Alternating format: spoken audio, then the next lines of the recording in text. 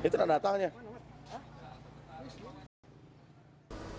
Gubernur Sumsel Herman Deru bersama istri melaksanakan pemungutan suara Pilpres dan Pileg 2019 di TPS 58 RT 45 Kelurahan 8 Ilir, Kecamatan Ilir Timur 3 Palembang.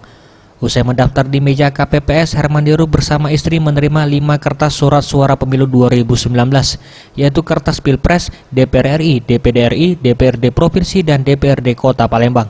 Kemudian menuju bilik suara untuk melakukan pencoblosan.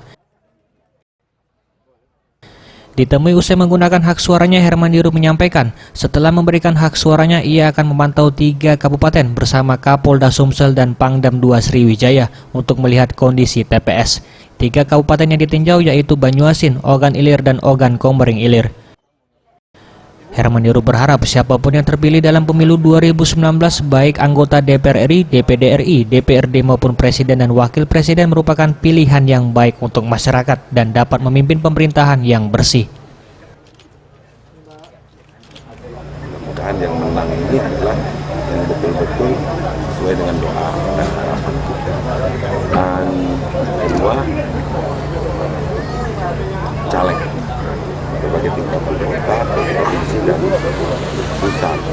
Bagi yang bingung siapa calegnya, coblos partainya saja, gitu ya. Bingung ini mana ini apa, atau banyak ada kenalannya dalam urutan itu, banyak kenalan atau. Tim Liputan Sriwijaya TV.